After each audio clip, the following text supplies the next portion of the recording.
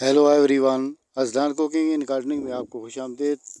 तो आज हमारे जो वीडियो का मौजू है वो एडीनिया प्लांट है। एडीनिया प्लांट एक बहुत ही खूबसूरत और फ्लावरिंग प्लांट है। ये प्लांट बीज के ज़रिए भी उग सकता है और लेकिन इसको ज़्यादातर जो है वो कटिंग के ज़रिए ही लगाया जाता है हमारे यहाँ। ये क्योंकि अक्सर जो लगता है आम तौर पर हमारे जो माली वगैरह या गार्डनर वगैरह हैं, जितने भी लोग हैं वो जिनसे मैं रिलेटेड हूँ, उन जिनसे मेरा ताल्लुक़ है, तो वो लोग सब इनको कटिंग से ही ज़्यादातर ग्रो करते हैं। वैसे तो ये साल के 12 महीने ग्रो हो सकता है, लेकिन जून, ख़ास करके जून में इसको थोड़ा सी इसकी कटिंग जो है लगानी वो थोड़ी मुश्किल हो जाती है। और इसके अलावा जब सर्दियों का विंटर सीज़न होता है तो उस टाइम में भी जब ज़्यादातर कोहरा पड़ता है या ज़्यादातर सर्दी होती है, तो ऐसे टाइम पर इसका ग्रोथ करना थोड़ा सा मुश्किल हो जाता है। और ज़्यादातर ये उस टाइम पर, इस टाइम के अलावा आप इसको जिस टाइम में मर्ज़ी आप लगा सकते हैं, तो इसमें लगाने में कोई ऐसी मुश्किल बात नहीं है। कटिंग आप 3 से 4 इंच कम से कम लंबी होनी चाहिए। इससे छोटी भी हो तो एक्सपर्ट लोग तो वो भी चला सकते हैं, लेकिन जो आम नॉर्मल लोग हैं वो उनके लिए 3 से 4 इंच इसका कम से कम होना, स्टेम का लंबा होना ये ज़रूरी है। तो इसलिए फिर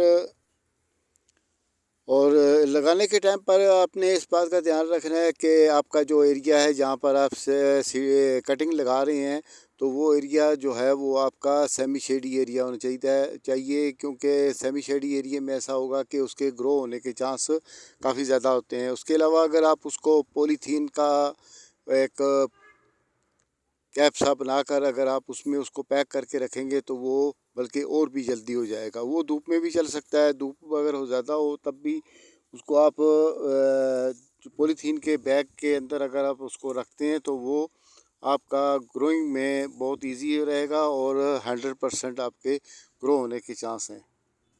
और जब भी आप कटिंग लेंगे तो कटिंग जो है वो 3 से 4 इंच कम से कम लंबी होनी चाहिए, और उसके अलावा 1 उंगली के बराबर या 1 उंगली से थोड़ा सा कम मोटी होनी चाहिए। अगर बिल्कुल आप पतली लगाएंगे तो वो भी हो तो जाती है, लेकिन उसमें आम आम आदमी के लिए थोड़ा सा मुश्किल हो जाता है। एडीनिया प्लांट में 3 से 4 कलर आते हैं, लेकिन हमारे पास यहाँ पिंक, वाइट और रेड है। ये 3 कलर हमारे पास हैं, और इन तीनों में जो इसके सर के सेंटर में जो इसके अंदर जो स्टेम में इसकी नज़र आ रही है, तो इसमें येलो ही आएगा।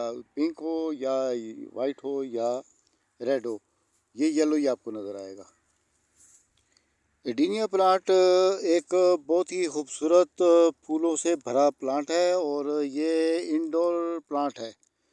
आउटडोर में भी ये हो सकता है, लेकिन आउटडोर में आपको ऐसा रखना पड़ेगा, एरिया जो है आपका वो सेमी शेडी एरिया होना चाहिए। अगर उसमें ज़्यादातर धूप लग रही है तो एडीनिया प्लांट जो है ये आपका वहाँ सर्वाइव नहीं कर सकेगा, क्योंकि इसको ज़्यादा तेज़ धूप और ज़्यादा गर्मी इसको पसंद नहीं है, और ये स्ट्रेस में चला जाता है। इसलिए आपको थोड़ा सा सेमी शेडी एरिया रखना पड़ेगा। तो सेमी शेडी एरिया होने में फिर ये फ़ायदा होगा कि ये आपका प्लांट जो है ये अच्छी तरह से ग्रो कर सकेगा।